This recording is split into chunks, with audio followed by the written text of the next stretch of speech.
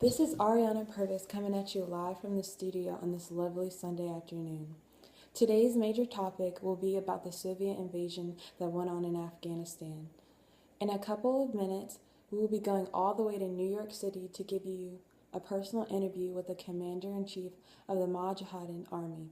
I will be giving you a little background information about the story to catch you viewers up.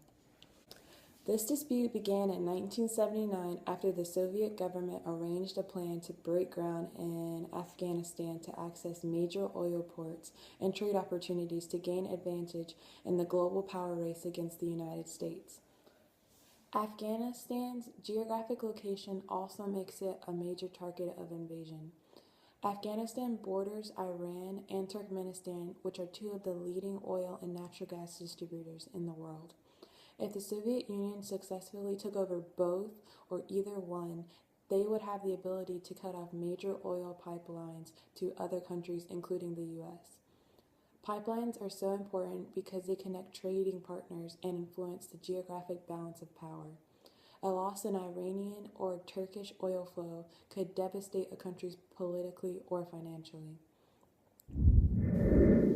The Soviets entered and immediately began making changes.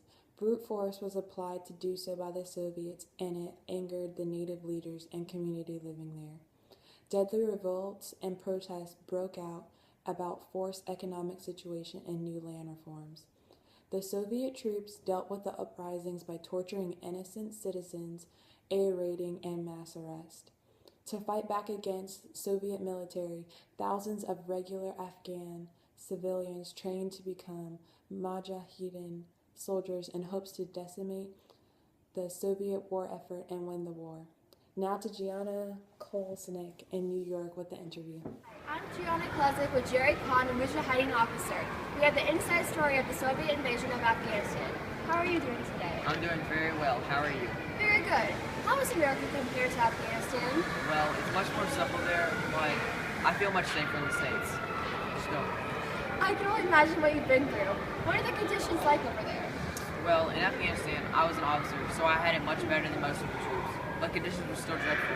We lived in tiny huts, had very little water, and food was scarce for a camp of over 500 men.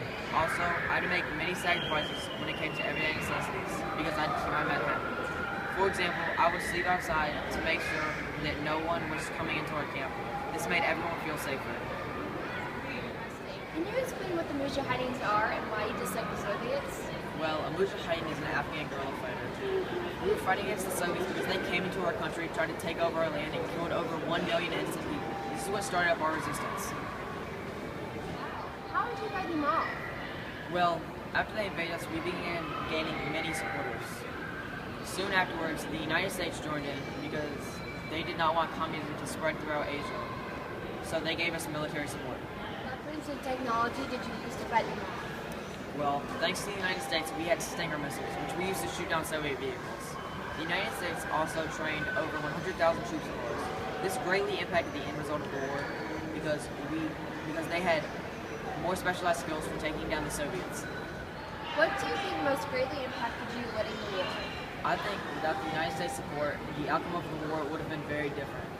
Also, the Stinger missiles and specialized troops that they gave us greatly impacted the end result of the war.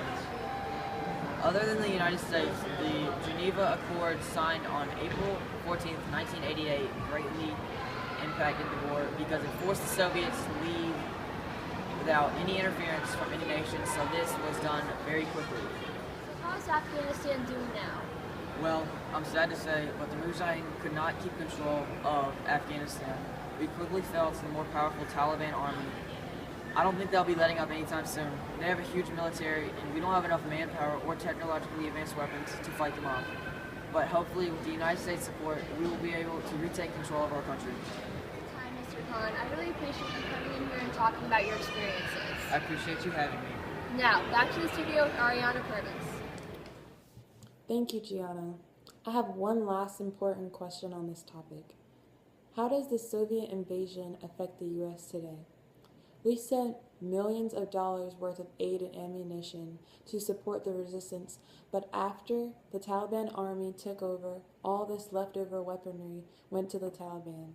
This began a new, more advanced playing ground for terrorism. U.S. involvement began in Afghanistan to drive out the Soviets, but that turned into a declaration of war after the dramatic event on September 11, 2001. It is important to learn history from the beginning so in the future we can avoid making the same mistake. This is Ariana signing off. Good night and have a lovely evening.